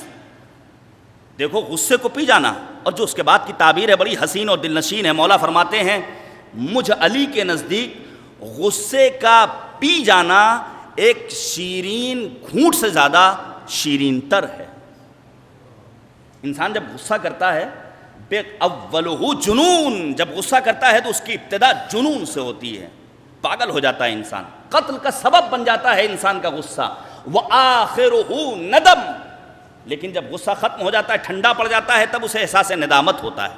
اسی غصے کے نتیجے میں انسان خودکشی کر بیٹھتا ہے, جس کی تعداد آج پوری دنیا میں سال بھر میں 1 کروڑ افراد تک پہنچتی ہے. ذرا سے غصے کے نتیجے میں انسان خودکشی کر بیٹھتا ہے. قزم غیظ, یہ صلاحیت جب پیدا ہو جائے, اسی لیے قرآن نے کہا والکاظمین الغیظ, غصے کو پی جانے والے, والعافین عن الناس, لوگوں کو معاف کرنے والے, واللہ یحب المحسنین, اور اللہ احسان کرنے والوں کو, نیکی کرنے والوں کو دوست رکھتا ہے. پھر فرمایا وغض الطرف, اور اپنی آنکھوں کو محرمات سے محفوظ رکھنا. یہ ہے حقیقت میں کرم کی ابتدا اور کرم کی انتہا. اب توجہ کیجیے گا, کریم اہل بیت کی ولادت کا جشن منایا جا رہا ہے, کریم اہل بیت امام رضا کی ولادت کا جشن منایا جا رہا ہے اور منایا جائے گا. آپ ضرور جائیے, ہم اور آپ نہیں پہنچ سکے ہیں مثلا مشہد مقدس ان دنوں میں یا آنے والے دنوں میں, تو ہم جا سکتے ہیں کربلا عظیم اللہ خان, نہروں والی کربلا جو شبیہ ہے روضہ امام رضا ہے. ہم جا کر کے یہاں پر جب ہسائی کر سکتے ہیں اور اپنا دامن مراد بھر کر واپس آ سکتے ہیں. توجہ کیجیے گا, 2 اہل کرم کی ولادت کا جشن منایا جا رہا ہے. اب ایسے موقع پر جب اتنا بابرکت دن ہے, اتنا بابرکت مہینہ ہے, اتنا بابرکت عشرہ ہے, تو ہم اور آپ کیا کریں؟ میں ایک روایت سے اپنی گفتگو شروع کروں اور پھر کریم اہل بیت کی زیارت کے اس فقرے پر تھوڑی دیر گفتگو کروں جسے سرنامہ سخن قرار دیا ہے. ہمارے اور آپ کے چھٹے امام صادق آل محمد حضرت امام جعفر صادق علیہ السلام. امام جعفر صادق، اللہم صلی علی محمد وآل محمد، امام جعفر صادق علیہ السلام نے مفصل حدیث بیان فرمائی، الا آگاہ ہو جاؤ، وَإِنَّ لِلَّهِ حَرَمًا، اللہ کا ایک حرم ہے، ایک گھر ہے، وَهُوَ مکہ، وہ مکہ ہے، رسول کا ایک حرم ہے، وہ مدینہ ہے، امیر المؤمنین کا ایک حرم ہے، وہ کوفہ ہے۔ یہ خود ایک موضوع ہے کہ علی مرتضیٰ نے اپنے حکومت و خلافت کے ایام میں کوفے کو کیوں منتخب کیا، جبکہ کوفہ ایک چھاؤنی، کوئی رہائشی علاقہ نہیں تھا جہاں قربان جائے امیر کائنات۔ آپ روزانہ دیکھ رہے ہیں اخبارات میں، media, print media, electronic media, social media, ہر جگہ ملک کے حالات بد سے بدتر ہوتے جا رہے ہیں۔ ابھی آپ کے سامنے پیش کروں گا، ایسے میں ہم عاشقان اہل بیت کی ذمہ داری کیا ہے بیان کروں گا آپ کے سامنے۔ امیر المؤمنین نے کوفے کو مرکز قرار دیا ہے۔ کوفہ کوئی رہائشی علاقہ نہیں تھا، دو محلے ہیں، ایک کا نام ہے دیق، ایک کا نام ہے سماک، ایک نشیبی علاقہ ہے، ایک فراس کا علاقہ ہے، ایک پرانا لکھنؤ، ایک نیا لکھنؤ۔ سمجھانے کے لیے، جو نشیبی علاقہ ہے وہاں علی کے چاہنے والے ہیں، جو فراس کا علاقہ ہے وہاں علی کے دشمن ہیں، خوارج، ایسے دشمن جو امیر المؤمنین کی خدمت میں پہنچتے تھے، انگلیاں اٹھا اٹھا کر جسارت آمیز لہجے میں گفتگو کرتے تھے، لیکن جانے قربان جائیں، امیر المؤمنین نے اپنے دور حکومت و خلافت میں آواز دی، کوئی ایک ایسا نہیں جسے 3 بنیادی سہولتیں نہ ملی ہوں، کھانے کے لیے گیہوں، پینے کے لیے میٹھا پانی، رہنے کے لیے چھت۔ میں آج دنیا کے تمام برسر اقتدار سربراہان مملکت سے اتنا کہنا چاہتا ہوں کہ ہرگز پیٹ کو مذہب، دھرم اور پارٹی سے مت جوڑیے، بلکہ آئیے علی مرتضیٰ سے طرز حکومت سیکھیے کہ امیر المؤمنین نے کس انداز سے حکومت کی ہے۔ اللہم صلی علی محمد وآل محمد۔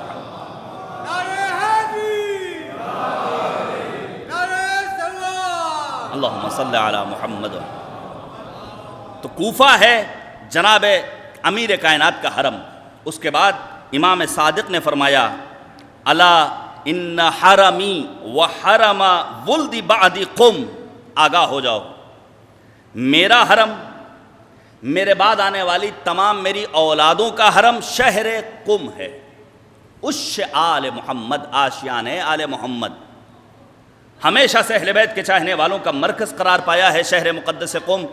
امام رضا علیہ السلام کی زندگی کا آپ مطالعہ کیجئے، صلوات بھیجیے گا بر محمد و آل محمد۔ امام رضا علیہ السلام کی زندگی کا آپ مطالعہ کیجئے۔ جب امام رضا کو مر لایا جاتا ہے تو امام رضا کو شہر قم کی طرف سے نہیں لایا گیا ہے، خوزستان وغیرہ کے علاقے سے لے کر جایا گیا ہے، کیونکہ قم ہمیشہ سے اہل بیت طاہرین کے چاہنے والوں کا مرکز و محور قرار پایا ہے۔ اس کے بعد امام صادق نے فرمایا، الا ان قم کوفۃ الصغیرہ، آگاہ ہو جاؤ، یہ قم ہمارا چھوٹا کوفہ ہے۔ الا ان للجنت، توجہ کیجئے گا، شعراء یہاں تشریف فرما ہے، الا ان للجنت 8 ابواب، آگاہ ہو جاؤ، جنت کے 8 دروازے ہیں، 3 منها الی قم، ان 8 دروازوں میں 3 دروازے شہر قم کی طرف کھلتے ہیں۔ شاعر نے کیا خوب کہا ہے کہ بیشتر ابواب جنت کھلتے شہر قم میں ہیں، افتخار قم رہین افتخار فاطمہ، بیشتر ابواب جنت کھلتے شہر قم میں ہیں۔ اس کے بعد مولا نے فرمایا، تقبض فیہا امرات ہی من ولدی و اسمها فاطمہ بنت موسیٰ تدخل بشفاعتها شیعاتنا الجنہ باجمعہم، وہاں میری بیٹی فاطمہ بنت موسیٰ کا انتقال ہوگا اور ان کی شفاعت کے ذریعے ہمارے تمام شیعہ روز قیامت جنت میں داخل ہوں گے۔ توجہ کیجئے گا، کریم اہل بیت، بڑی عظیم جلیل القدر ہستی، ہم نے گزارے ہیں وہاں 12، 14، 15 برس، اور واقعی میں ہم جیسے طلاب جب وہاں پہنچتے ہیں تو احساس غربت نہیں ہوتا، ماں کی یاد آتی ہے، انسان اپنے آپ کو پہنچا دیتا ہے زری کے پاس، جو ماں کی شفقت نصیب ہونا چاہیے وہ وہاں مل جاتی ہے۔ ابھی آپ کے سامنے پیش کروں گا کہ بڑی بڑی علمی گتھیوں کو سلجھایا ہے علماء نے، فلاسفہ نے ان مقدس بارگاہوں میں پہنچنے کے بعد۔ آیت اللہ مرشی نجفی کا واقعہ آپ سب کا سنا ہوا ہوگا، 1388 میں ظاہراً ان کا انتقال ہوا، اور آغا مرشی نجفی علیہ الرحمہ کا ایک خواب تھا، کہ جناب فاطمۃ الزہرا کے قبر کی زیارت کر لیں. یہ بھی اللہ کا منشا ہے اور امت مسلمہ کے لیے لمحہ فکریہ ہے کہ آخر قبر بنت پیغمبر کیوں مخفی رکھی گئی. 40 دنوں تک مسلسل آپ نے عمل انجام دیا. اس کے بعد امام باقر یا امام صادق آغا مرشی کے خواب میں آتے اور آنے کے بعد ایک جملہ کہتے ہیں کہ علیک بکریمت اہل بیت، اگر تم فاطمۃ الزہرا کی قبر کی زیارت کرنا چاہتے ہو تو کریمہ اہل بیت سے اپنے آپ کو وابستہ کر لو. آ جاتے ہیں شہر مقدس قم اور وہی ثواب حاصل کرتے ہیں جو جناب فاطمۃ الزہرا کی قبر کی زیارت کا ثواب ہے. معصومہ کے روضے کی رونق تسکین کا سامہ ہوتی ہے. اے فاطمہ زہرا، جب بھی تیری ویرانی تربت یاد آئی، جب کبھی مل جل کر صلوات بھیجیے بر محمد.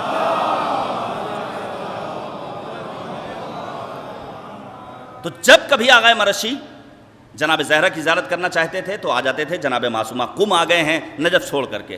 بڑی فضیلت ہے حضرت معصومہ کی زیارت کی، کریمہ اہل بیت کی. مثلا امام رضا کی میں ساری حدیثیں نہیں پڑھوں گا، وقت تیزی سے گزر گیا. امام رضا نے فرمایا من زارہ فلہ الجنہ، جس نے معصومہ کی زیارت کی جنت اس کے اوپر واجب ہے. امام تقی نے فرمایا من زار عمتی فلہ الجنہ، جس نے میری پھوپھی فاطمہ معصومہ کی زیارت کی جنت اس کے اوپر واجب ہے. امام صادق نے حتیٰ امام کاظم یعنی پدر بزرگوار حضرت معصومہ کی ولادت سے قبل فرمایا ان زیارتہا تعادل الجنہ، حضرت فاطمہ معصومہ کی زیارت جنت کے مترادف ہے. یہاں تک کہ امام رضا نے فرمایا من زار المعصومہ بے قم کمن زارنی، جس نے قم میں معصومہ کی زیارت کی گویا اس نے میری زیارت کی. من زارہا عارفا بحقہا فلہ الجنہ، جس نے ان کے حق کی معرفت کے ساتھ زیارت کی جنت اس کے اوپر واجب ہے. اور پھر امام رضا کا وہ قیمتی جملہ یا فاطمۃ اشفعی لنا فی الجنہ فإن لک عند اللہ شأنا من الشأن، اے فاطمہ ہماری شفاعت کیجیے گا. آپ سوچئے ایک معصوم بظاہر ایک غیر معصوم سے، جبکہ معصومہ ہے، یہ خود ایک موضوع ہے، معصومہ آپ کا لقب ہے لیکن شفاعت کا طلبگار ہے. اب آپ تمام امام زادوں کی زندگی کا مطالعہ کیجئے. حضرت ابو الفضل العباس اور جناب فاطمہ معصومہ کے علاوہ، جناب علی اکبر کے علاوہ کوئی دوسرا اور کوئی تیسرا امام زادہ نظر نہیں آتا جس کے لیے ایک معصوم کی زبان سے زیارت کے فقرات صادر ہوئے ہوں. باقی امام زادوں کی زیارت ہماری اور آپ کی یا علماء کی بنائی ہوئی ہے، لیکن یہ چند غیر معصوم ہستیاں ہیں جن کے لیے مثلا بارگاہ باب الحوائج میں بیٹھے ہوئے امام صادق نے کیا فرمایا، اشہد لک بالتسلیم والتصدیق والوفاء والنصیحہ. عباس بنے مقام تسلیم پر فائز تھے، مقام تصدیق پر فائز تھے، وفاداری پائی جاتی تھی، اپنے بھیا حسین کے لیے ان کے ہاں خیر خواہی پائی جاتی تھی. اور پھر زیارت جو ہم تک پہنچی ہے حضرت معصومہ کی وہ بھی امام معصوم سے پہنچی ہے، معصورہ زیارت ہے. شروعات کہاں سے ہوتی ہے؟ جناب آدم پر سلام، جناب نوح پر سلام، جناب موسیٰ پر سلام، اس کے بعد تمام ائمہ اطہار پر سلام، یہاں تک کہ زائر زیارت کا وہ فقرہ پڑھتا ہے السلام علیک یا موسیٰ بن جعفر یا طاہر الطہر. امام کاظم کو سلام کیا ہے. بڑی بافضیلت شخصیت ہے امام موسیٰ کاظم علیہ السلام کی، توجہ کیجئے گا.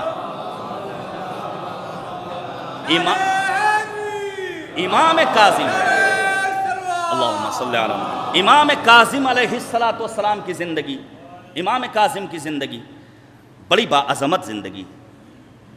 آپ کی سیاسی تدبیروں کو آج ایک سوال پیدا ہوتا ہے کہ ہماری کمیونٹی کا، ہماری اپنی قوم کا کوئی انسان موجودہ دور کی حکومت میں جائے یا نہ جائے، ایک سوال ہے یا نہیں؟ ہم کیوں گھبراتے ہیں؟ اہل بیت طاہرین کی زندگی کو مد نظر رکھیں. کوئی ایک شعبہ، کوئی ایک گوشہ ایسا نہیں ہے جہاں انہوں نے ہمیں اور آپ کو تنہا چھوڑا ہو. منصور دوانیقی کا دور ہے اور اس نے امام کو معاذاللہ حقیر بنانے کے لیے ایک بزم سجائی عید نوروز کے موقع پر، اور امام سے مطالبہ کیا کہ آپ کو آنا ہے. امام رضا نے فرمایا یہ ایرانیوں کی عید ہے اور مجھے میرے جد پیغمبر سے کوئی ایسی حدیث نہیں ملی اور میں نہیں چاہتا ہوں کہ میں کوئی ایسا کام کروں جو دین اسلام سے جس کی وابستگی نہ ہو.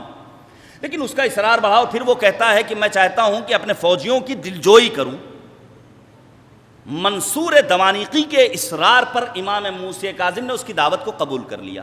توجہ کیجئے گا، امام جاتے ہیں اس کی بزم میں. امام گئے ہیں دین کی بقا کے لیے، اپنے مکتب کی پاسبانی کے لیے. اگر آج بھی ہماری ہی اپنے قوم کے افراد حکومتوں میں جاتے ہیں اور وہ یہ چاہتے ہیں کہ مکتب کا دفاع کریں، مذہب کا دفاع کریں، اپنے قوم کے لیے ہمدرد بنیں تو بہت اچھا ہے۔ امام کاظم کی زندگی کا یہ بہترین پیغام ہے۔ امام کاظم ہیں اور آنے والے بہت سارے فوجی ہیں جن کا ایران سے بھی تعلق ہے، وہ بادشاہ وقت کو خوش کرنے کے لیے بڑے بڑے تحفے اور تحائف لے کر آ رہے ہیں، امام کاظم کے پاس رکھتے جا رہے ہیں۔ سب چلے گئے، ایک بوڑھا انسان، شعراء لائق احترام ہیں، توجہ کیجیے گا، ایک بوڑھا فقیر انسان آتا ہے بارگاہ مولا میں اور آنے کے بعد کہتا ہے میرے پاس آپ کو دینے کے لیے کچھ نہیں، لیکن ہاں میں نے چند اشعار کہے ہیں خانوادہ عصمت و طہارت کے لیے جسے آپ کی خدمت میں پیش کرنا چاہتا ہوں۔ مولا نے کہا مجھے تمہارا تحفہ قبول ہے، بڑے بڑے تحفوں کو قبول نہیں کیا، اس ایک فقیر کے ایسے تحفے کو قبول کیا جو بظاہر دکھ بھی نہیں رہا ہے، اشعار کی صورت میں۔ اور پھر امام رضا نے وہ سارے تحائف جو نگاہوں کے سامنے موجود تھے، بادشاہ وقت سے پوچھا یہ کیا ہے، یہ کس کے لیے، کہا یہ سب آپ کے لیے، جو چاہیے کیجئے۔ امام وقت نے فرمایا یہ سارے تحفے اس فقیر بوڑھے انسان کو دے دیا جائے۔ عزیزو توجہ چاہتا ہوں، لوگوں کی نگاہوں میں، دنیا پرستوں کی نگاہوں میں، حاکمان وقت کی نگاہوں میں تحفے وہ ہوا کرتے ہیں جو بظاہر بڑے ہوا کریں، اہل بیت طاہرین کی نگاہ میں تحفے وہ ہوا کرتے ہیں جو معنویت سے سرشار خالص نیت کے ہمراہ پیش کیا جائیں۔ صلوات بھیجیے گا بر محمد و آل۔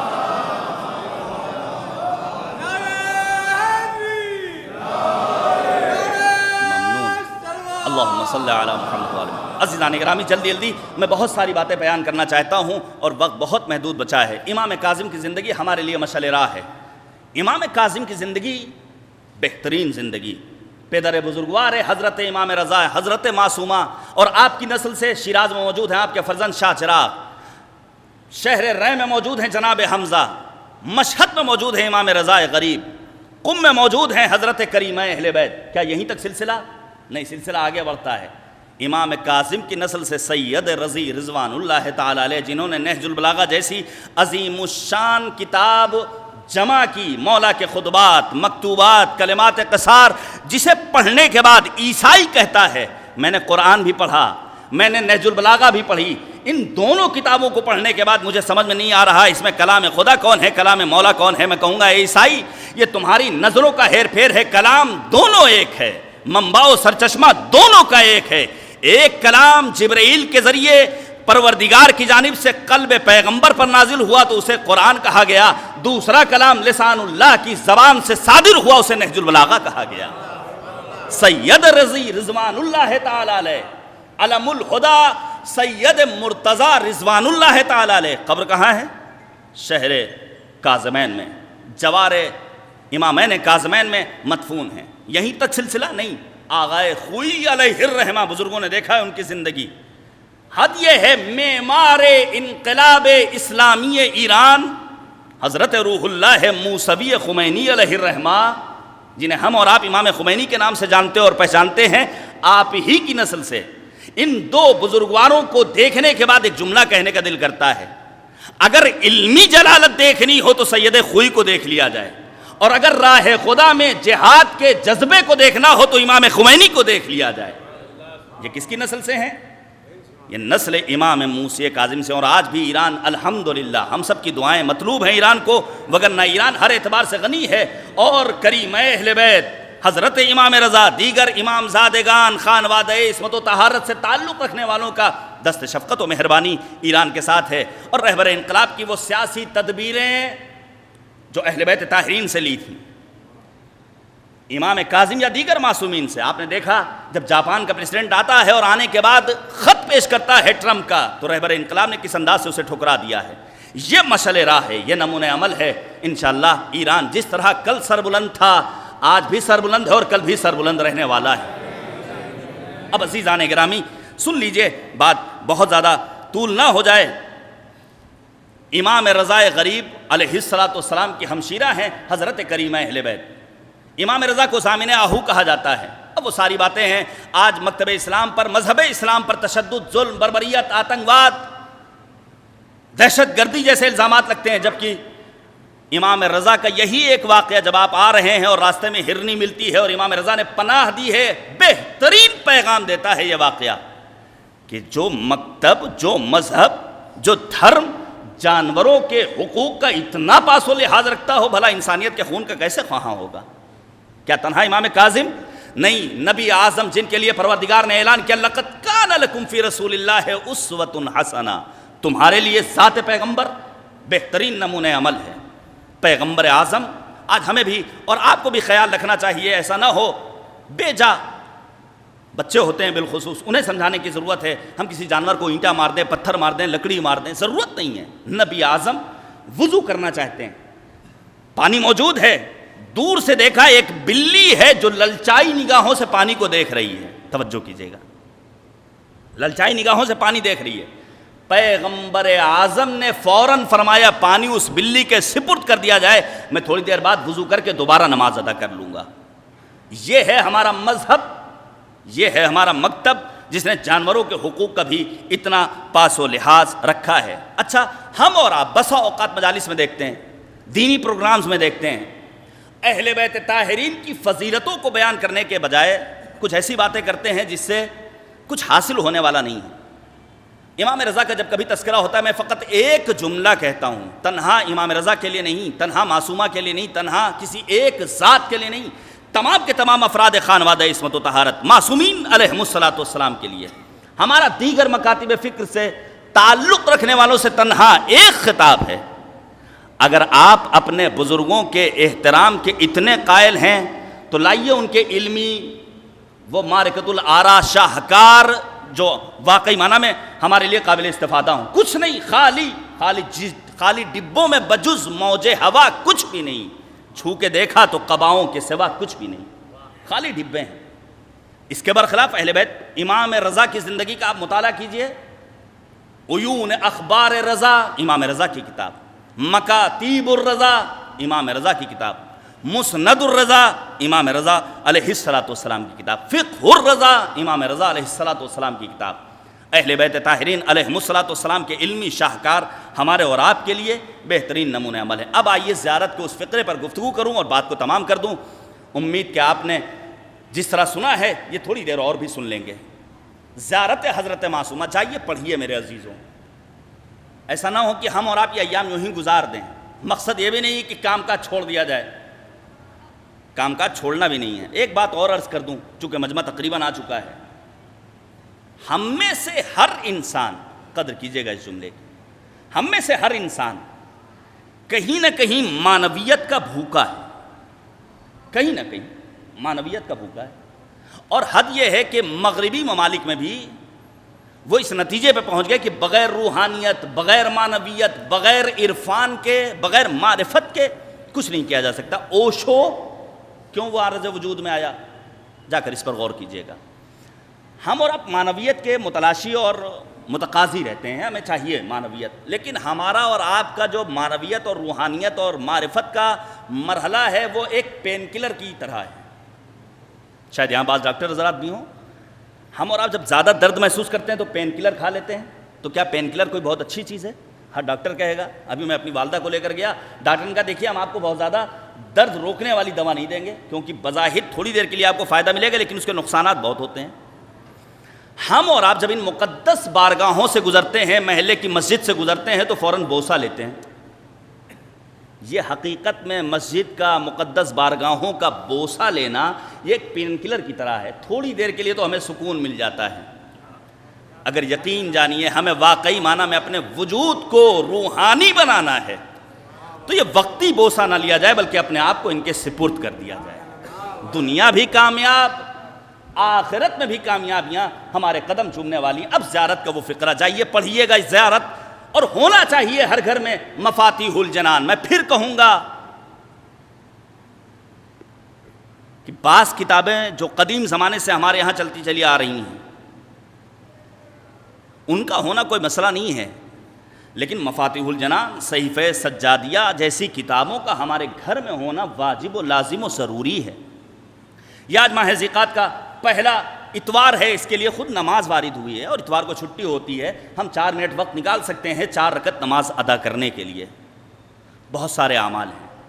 زیارت معصومہ کا ایک جملہ جب انسان بارگاہ کریمہ اہل بیت میں تحفہ سلام پیش کر دیتا ہے، اس کے بعد آخری مرحلے میں عجیب و غریب جملہ ہے اللہم، اور یہ دعا ہمیں اور آپ کو یاد ہونی چاہیے.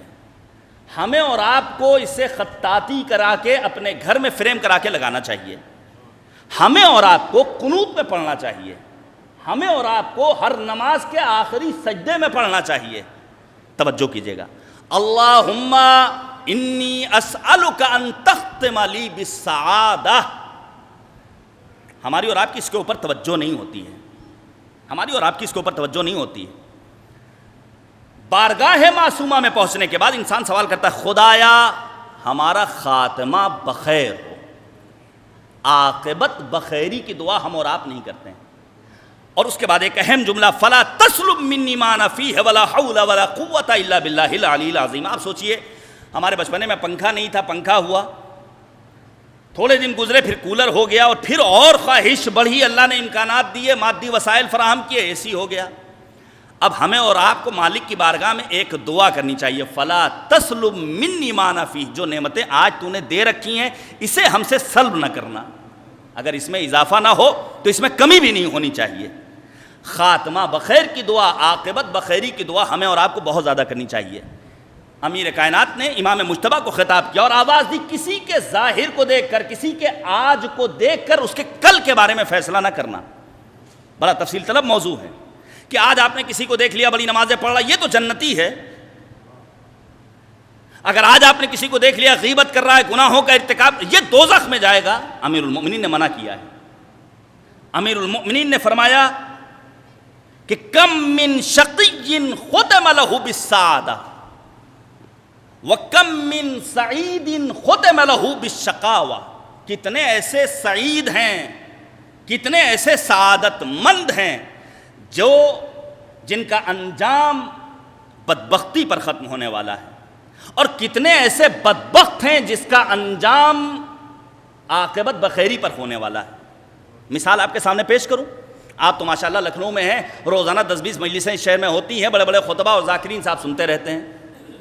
آپ سوچئے زبیر تاریخ اسلام کا ایک ایسا نام ہے، کیا کسی نے سوچا تھا وہ زبیر جس نے بی بی دو عالم شہزادی کونین کی وصیت پر سائن کی ہو، وہ زبیر جو علی کا اتنا قریب رہنے والا ہو کہ جناب فاطمۃ الزہرا کے جنازے میں جس نے شرکت کی ہو بعض روایات کی روشنی میں، وہ زبیر جو امیر المؤمنین کے ساتھ رہنے والا ہو، یہی زبیر جو بظاہر اچھا تھا لیکن اس کا خاتمہ کیسے ہوا ہے؟ بدبختی پر خاتمہ ہوا ہے.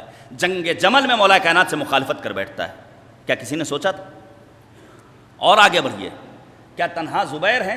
سعد ابن ابی وقاص نبی کے زمانے میں صدر اسلام میں جنگوں میں شرکت کی ہے، تلواریں چلائی ہیں، لیکن یہی سعد ابن وقاص جنگ جمل کے موقع پر مولا کائنات کی خدمت میں آتا اور آنے کے بعد کہتا ہے مولا اب میں جنگ نہیں کروں گا، واپس چلا جاتا ہے. خاتمہ کس کے اوپر ہوا؟ بدبختی کے اوپر. اس کے برخلاف آپ آ جائیے، فضیل ابن عیاض، ڈاکو، عرب کا نامور ڈاکو، بدماش،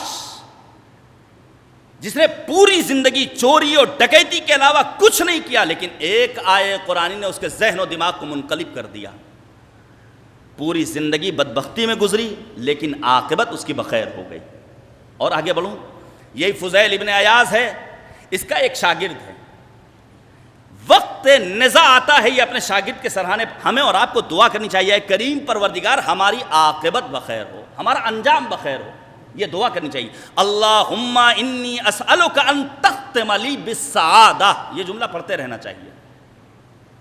فضیل ابن عیاض کا شاگرد، وقت نزاع، آخری لمحہ پہنچتے ہیں فضیل، اور پہنچنے کے بعد سورہ یاسین کی تلاوت کرتے ہیں. شاگرد کہتا ہے خبردار سورہ اورا نہ پڑھو. فضیل کہتے ہیں کہو لا الہ الا اللہ. شاگرد کہتا ہے میں کسی خدا کو نہیں مانتا. فضیل وہاں سے چلے آتے ہیں، انتقال ہو جاتا ہے. خواب میں دیکھتے، پوچھتے ہیں وجہ کیا تھی؟ میرے شاگرد رشید ہونے کے باوجود تم آخری لمحات میں نہ قرآن کو سننا چاہتے تھے، نہ تم لا الہ الا اللہ کہنا چاہتے تھے. اس موقع پر وہ شاگرد کہتا ہے استاد میں کیا کروں، میرے اندر چند ایک برائیاں تھیں. سنیے گا وہ برائیاں کیا ہیں. وہ شاگرد کہتا ہے میں دوسروں کی چغلیاں کیا کرتا تھا. چغل خوری بہت بڑا گناہ ہے. قرآن نے کہا ہم مازم مشائم بالنمیم مناع للخیر معتد اثیم. چغلخوری خیانت ہے، مذمت کی ہے قرآن مجید نے اور معصومین علیہم السلام نے۔ اس کے بعد اس کا شاگرد کہتا ہے میں مریض ہوا، میں طبیب کے پاس گیا، طبیب نے کہا دیکھو اگر تم شفا چاہتے ہو تو شراب پیو، شراب حرام تھی، اس کے باوجود میں نے مسلسل 1 سال تک شراب پی ہے، جس کے نتیجے میں پروردگار نے اپنی معرفت کو ہمارے دل سے باہر نکال لیا اور ہمارا انجام بدبختی پر ہوا۔ لہٰذا کبھی بھی نہیں سوچنا چاہیے ہم پوری زندگی حسین حسین اور علی علی کرتے رہے تو انجام بھی ہمارا بہت اچھا ہونے والا نہیں۔ دعا کرتے رہنا چاہیے اللہم انی اسألک ان تختم لی بالسعادہ۔ اور آگے بڑھیے، حضرت حر کل تک کہاں تھے؟ دوزخ میں تھے، لیکن ذرا سی معرفت پیدا ہوئی، آ گئے سید الشہداء کی جانب۔ تو خمار بارہ بنکوی نے کہا قبر حر پر کوئی اے کاش یہ مصرع لکھ دے، شام دوزخ میں تو جنت میں سحر ہوتی ہے۔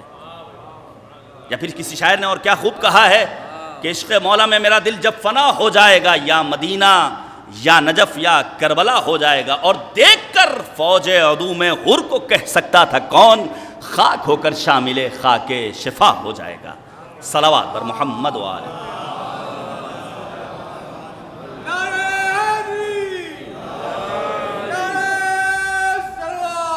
اللہم صلی علی محمد و آل محمد۔ میں بہت ساری باتوں کو چھوڑ رہا ہوں وگرنہ مطالب بہت زیادہ ہیں، لہٰذا ہمیں اور آپ کو اپنے لیے مالک کی بارگاہ میں دعا کرنی چاہیے کہ ہمارا خاتمہ بخیر ہو، عاقبت بخیری۔ اگر عاقبت بخیر نہیں ہوئی تو انسان بدبخت ہو جائے گا، اور بدبختی کے لیے، شقاوت کے لیے وہی مطالب جسے آپ کے سامنے بیان کیا گیا کہ انسان حسن اخلاق کا مظاہرہ نہ کرتا ہو۔